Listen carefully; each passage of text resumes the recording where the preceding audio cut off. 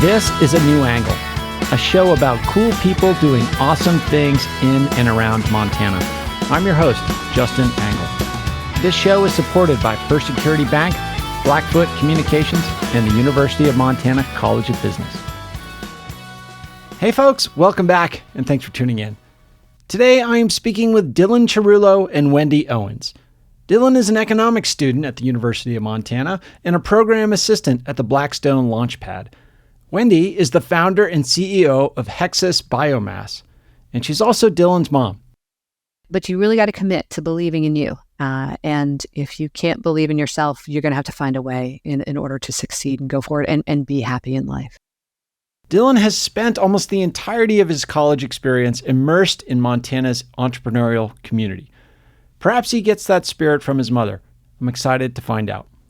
Dylan, Wendy, thanks for coming on the show. Thank you for having us. Yeah, look forward to it. Yeah, so we'll start with the way we always do, and that is tell us, where did you grow up and what did your parents do? Wendy, why don't we start with you?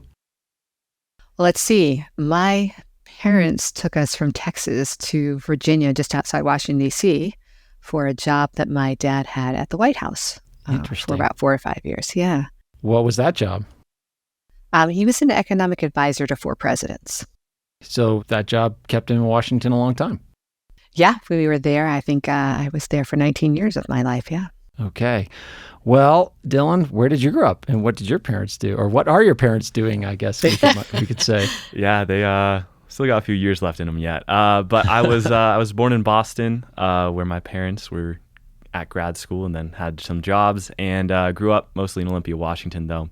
And my dad is the chief financial officer at the city of Tacoma. And my mom does a lot of awesome things that I hope we can get into. Exactly. We'll talk about a lot of those things. But let's start with your deep connection to the University of Montana. You are a senior here, finishing up your degree in about a month. And early congratulations for you. But talk about your connection to the university. It goes deep. So I'm a third generation Grizz. My dad's mom, my grandma, went here, and I actually currently live with her in Missoula in her basement. She's been very gracious to let me stay there rent-free for a while. And then my dad also went to the University of Montana. So, this is something that's been in our family for generations. And Missoula's always been, a place we go to visit grandma. I've been coming here, geez, Mom, all my life. You took me out here when I was really little. So it felt very comfortable coming here, and I'm very excited to continue that legacy in my family. Dylan, during your time here, it does seem like you've tried explicitly to maximize the experience. You're highly involved in so many things. Davidson Honors College, you're involved in research, Accelerate Montana. You work for Match Coach, which is an up-and-coming startup in the coaching space. Hexas, which we'll get to in collaboration with your mother. And the Blackstone Luanchpad. A theme that ties all those things together, in my view, is a very entrepreneurial spirit. Describe your kind of approach to your time here on campus. I got involved kind of in the entrepreneurship realm in high school, thanks to my mom, partnering with her on projects with Hexas. And I just loved it. I was totally hooked working in that space. I love the fast-paced environment, the critical thinking, the research, the fact that, you're doing a new thing every day. And so when I came to college, I really wanted to stay in that space. And so that started off with me getting involved with, at the time, Bridgeable, which then became Match Coach. And then getting involved more with Blackstone Luanchpad, because they are the ones that are helping the entrepreneurs here at the University of Montana. And then also now with a few more programs throughout the entire state of Montana. Yeah, what is it about entrepreneurship that's appealing? I mean, growing up in a family with an entrepreneurial mother, you have to be immersed in it from the very get-go. Why did you choose that as kind of the sea to swim in here? I think it speaks to a lot of different things that I learned growing up. The kind of independence. Being the oldest child, my mom will definitely attest that I've been pretty independent as much as I can be throughout my life. And I think entrepreneurship is kind of the epitome of that, being your own boss, going out and kind of weathering the seas on your own, figuring things out. Even though you are never, truly alone in entrepreneurship, it is kind of your ship to sail, your ship to right. Every day we're doing, as an entrepreneur or working with a startup, you're doing something that no one else has ever done before. Yeah. And that, to me, just when I had that epiphany, blew my mind. I was like, yes, that is so cool. Something I want to keep doing the rest of my life. Excellent. And Wendy, I mean, you've done so many things in your career, some entrepreneurial and some in other avenues. Kind of describe your sort of professional disposition and how you've approached opportunity over the years. Well, it definitely has not been a straight line Yeah. from what I did when I was in graduate school. I think similar to Dylan, it's these new challenges. I get bored with the management, let's just say, opportunities in life, and I'm more excited about the creativity that goes along with building something new, and all the different aspects, and reading the tea leaves, and gaining significant amounts of knowledge in areas that you may not have been involved in previously. And so consequently, I like to be my own boss and to seek out those challenges that challenge me intellectually, but sometimes I'm challenged physically as well, getting out in the field and planting things. Sure. I have a master's degree in classical studies from Tufts University, and use it all the time in the sense that it was an excellent foundation for being able to look back in history and understand what's happened in the past, understand people and systems and regulations and so forth. But it's really allowed me the carte blanche to do what I am interested in. So I've been fortunate that way. I'd love to kind of explore one thread that seems to tie your experiences together, and that is what appears to be a dedication to some form of social welfare, to making the communities, people in the place in which you're living better than it was before, make a contribution. How do you think about that?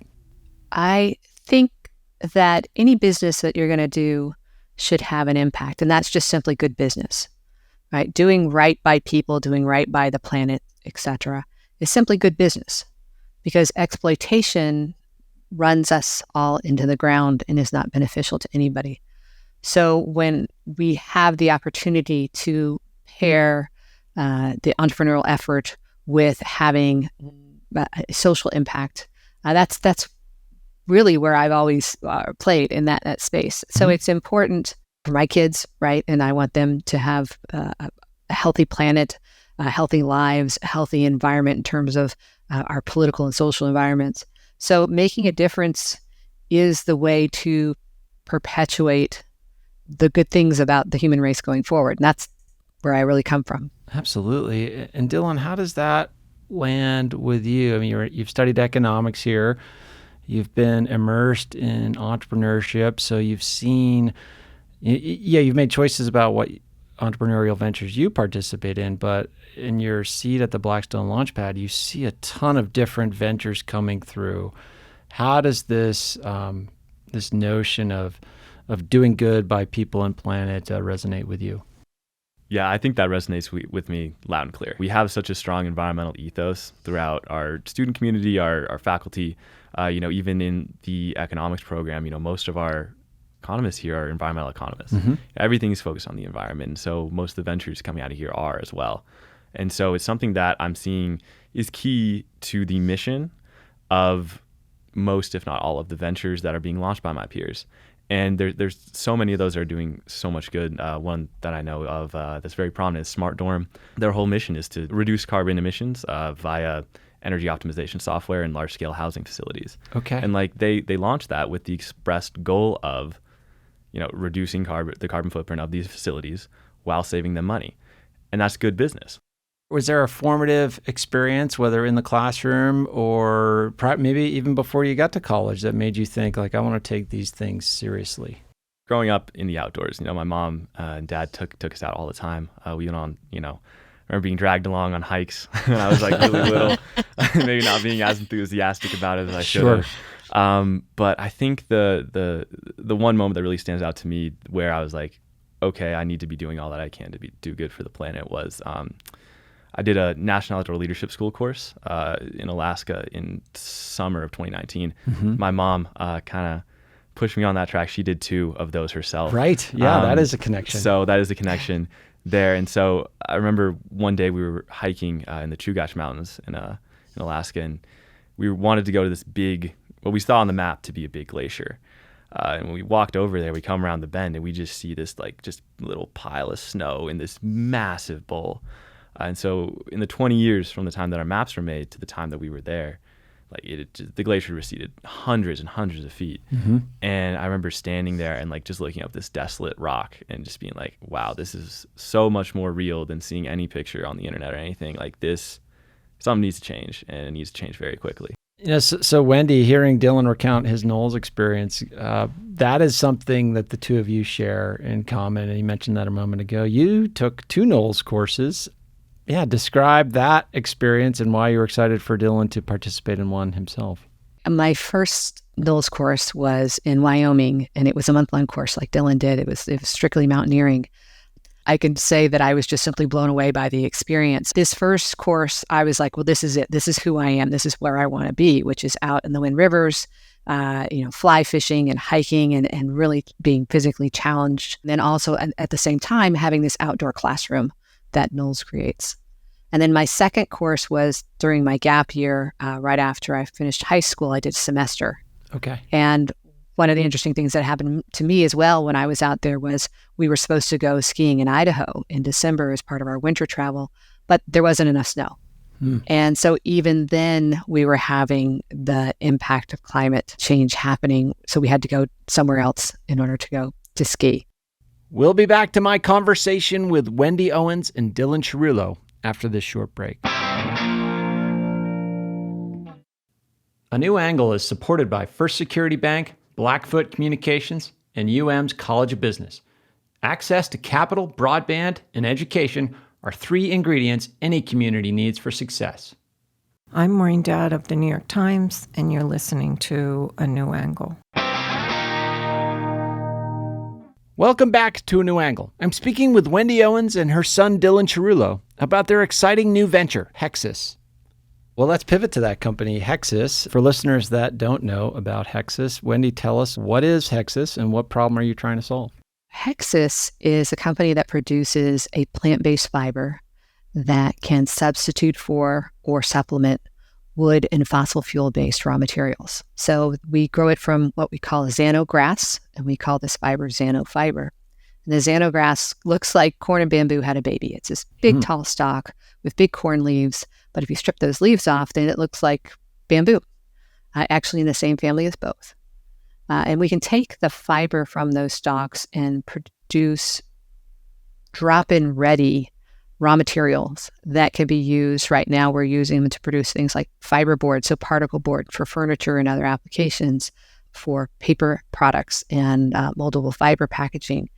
And then also on the bioenergy side, this fiber can be converted into the biofuels that can eventually become sustainable aviation fuel, for example. Okay. So there's lots of applications. You think of where you can apply wood or where you can apply bamboo, we can go into these same applications. And why is the material that you create superior to the existing options in the marketplace? Lower costs than wood, for example. And we can harvest every year. And we produce a significant amount of biomass on a per acre basis. So over a 10 to 20 year period, we'll produce 5 times more biomass than an acre of trees, for example. And we can harvest every year. And it's a perennial crop, which means we plant it one time and we're harvesting this crop every year for 15 to 20 years. Okay. We also can grow it in multiple different locations. So we can grow it where we would get snow and some cold, not freezing for long periods, but then also, right at the equator where it's very hot, and we can produce it there. So that gives us a lot of variety in terms of production locations. Included, and one of the things people always think about these purposely grown crops is, you're going to displace food crops. Right. Not the case here, because we can grow in the highly salinated soils. We can grow in the poor soils, therefore not displacing food crops. But in 2, 3, 5 years, we'll actually turn that soil into be usable soil again. So soil that's sufficiently fertile, has the right microbiome, has been more carbon sunk into the ground so that it could be converted back into food use for production or for rewilding, for example. So you think of all the sugarcane plantations and strip mines and the 208 million acres of abandoned cropland around the world that there is no monetary incentive to repair. There would be monetary incentive because we'd be producing fiber for specific applications off of that land. Dylan, talk about your role in this venture. It's been, you mentioned it's been a family sort of proposition from the start. Yeah, it really has been. I would say everyone in the family's chipped in at some point in some way. And in high school, I started off just kind of helping out, a little bit of manpower, a little bit of hand labor. Then between my sophomore, junior, and then also junior, senior year of high school, I helped my mom specifically go through some accelerator programs. The Cascada Clean Tech Accelerator is one that we did together, and I was kind of just another person in the room. I helped out with the trade shows, sat in all the informational sessions, everything like that, helped take notes. Of recently, this summer, spent a lot of hours out in the field. How did Xenograss come to be, Wendy? What's the origin story of the plant itself? A friend of mine showed me this wild grass, and my background's materials engineering and biotech. So Sure. I've done a lot of work in that. When I looked at this grass, I thought, wow, that could be an excellent substitute in terms of for structural applications in place of wood. There's many places around the world that don't have the kind of the level of wood that we have here and the luxury we have in the United States. So, looking at it from a structural application, and I just couldn't get it out of my head. And I was at the time working in a national nonprofit running studies for the CDC, and I really wanted to get back into the entrepreneurial thing. So got the boys old enough so that mama could go back and do more entrepreneurial work, and then bootstrapped Hexas. And during that bootstrap time was selectively breeding this grass. Does your company primarily grow this crop, or are you looking for franchisees or whatever the right term is, like farmers, to allocate some of their crops or develop planting areas in some of these areas that haven't been able to grow? Like what's the model there of production? Sure. Well, we have what I call our farm to fiber platform, which includes the propagation of the plants, the production of the plants along with farmers. And then we work with them on the technical side to help them meet their volume metrics. Okay. And then we will harvest and process that material. So what we sell is the fiber, the end fiber, but we do work with farmers during that process for production. If we need lots of land, for example, over 2,000 acres, we likely would lease land or purchase our land ourselves. Okay.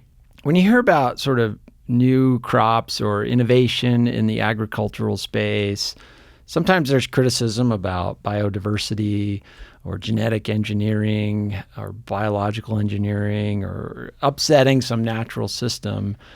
How do you respond to that? Is that an issue of concern in this space at all, or is this strictly no negative externalities to think of? Oh, no, of course there's going to be people who question the value of these purposefully grown crops, is what they're called. Okay. Really what we address is several things. That by not using farmland that is capable of producing food, we are not removing food from people's mouths, essentially. Got it. Right? Okay. Yeah. And then we are providing farmers who have this type of not usable land with revenue, with a new form of revenue that they don't have and they couldn't have because their land literally will not produce food anymore. So consequently, when we talk about biodiversity, we don't want a monocrop. So we actually right now in Europe grow alongside wheat. Okay. We also make sure that we have an ecological balance for pollination in the plantings, as well as we call them pollination stations, as well as some wild plants that are native to make sure that we have pathways for animals to move around and that we respect the land and the people around the land as well, to make sure that we're not interrupting their livelihoods. And so how do we also think about xenograss and xenophil in terms of the carbon cycle? How does it relate to the alternatives or the status quo in terms of benefits for the carbon side of the atmosphere and the environment? So xenograss puts down extensive root system. And because it grows so high, and you've probably heard this about trees, the higher the tree, the more roots you need to have to keep that tree stable. Right. Even here in Washington State, we'll get stalks that are 20 feet tall, but down in our growing site in Hawaii, we'll get 30 plus foot tall stalks. Wow. So, and the fact that it grows so quickly in a single growing cycle means it's going to be needing to have that stability in order to grow tall and strong and not just blow over. So we put a significant amount of root material into the ground down past that 60 centimeter mark. So we're seeing over a ton of additional soil carbon added every year on a per acre basis by this plant. We're actually doing work right now with the USDA in Arkansas on one of the research farms to really optimize the protocol for measuring the amount of carbon that we're putting into the soil, because we do go so deep. And just to be clear, that's a positive, putting carbon in the soil, right? That's removing carbon from the atmosphere, right?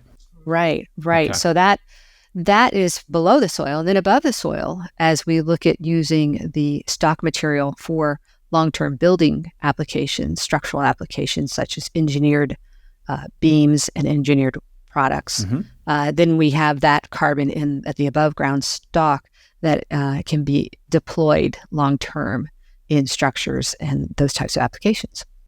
Dylan, I'm going to give you a chance to celebrate your mom here a little bit. Your mom is a 2023 Cartier Women's Initiative Fellow, and you got to go and celebrate that honor. You got to go to Europe with her and some others. Talk about that honor and watching your mom and her success be celebrated. What did that feel like to you?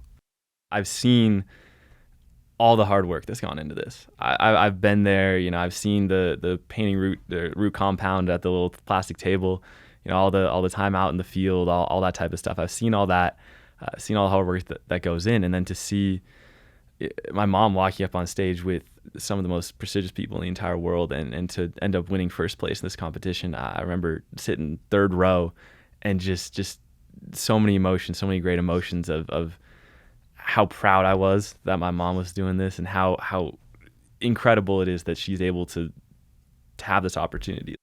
Super. So Wendy, let's get your take on it. I mean, people might not know what this fellowship is all about. They hear of Cartier and they think fancy watches or, right, really fancy jewelry, but it's also a tremendous honor. Talk about the honor and what responsibilities it comes with. The Cartier Women's Initiative has been around for 16 years. And it is an initiative that recognizes and brings together women from literally around the world who are having a tremendous impact in terms of social, environmental, et cetera, on the world around them through the businesses that they started. So these are CEOs from Africa and Asia, Australia, US, Canada, Mexico, all around the world, who are selected through a at least 6 months process as Cartier Fellows for a year. And then we are lifelong fellows. And Cartier continues to support us in many different ways. I applied and then went through the due diligence process and was selected as one of the fellows from North America. And there's 3 from North America selected every year.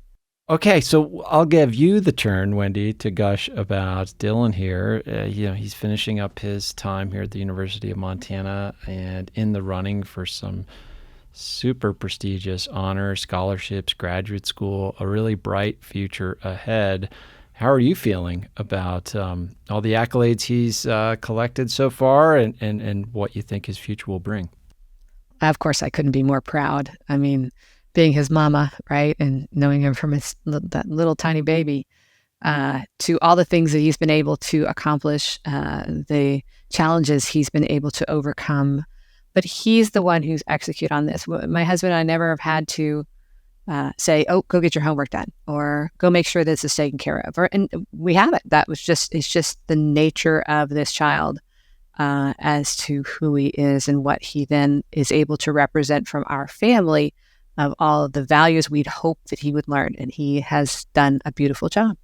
And final thoughts here. I mean, one of the reason I was particularly excited for this conversation is this kind of generational spirit of not only entrepreneurship, but of giving back and doing right. Dylan, what advice would you have for incoming college students, young people looking at the world and trying to find their way? What advice would you have for them? If someone's coming into college, you might have an inkling you want to do pre-med or, study this or study that. Like, I had inklings about what I wanted to do coming in, but I've found a lane that I really love. And if you are able to find that and just lean into that, you'll do very well, because if you love what you do every day, you're going to get a lot farther than someone who just loves that end point, that, big doctor salary. Someone who loves the act of being a doctor, being in med school, putting in the work to do that, or an entrepreneur, if someone's just looking at that, Zuckerberg's net worth every day, and they don't love the act of starting a business, of working through the challenges, doing the critical thinking, boots on the ground stuff, they're not going to get nearly as far as someone who does. Hey, great advice.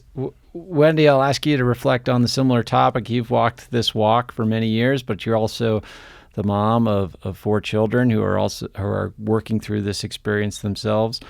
What advice would you have for students or peers trying to just maximize their time here on this place? I would say believe in yourself. It's hard to have society and all the things coming at you all the time. You have to be this and you need to do that and you need to sit down and you need to turn in your homework and all these sort of things. And that of course shapes us.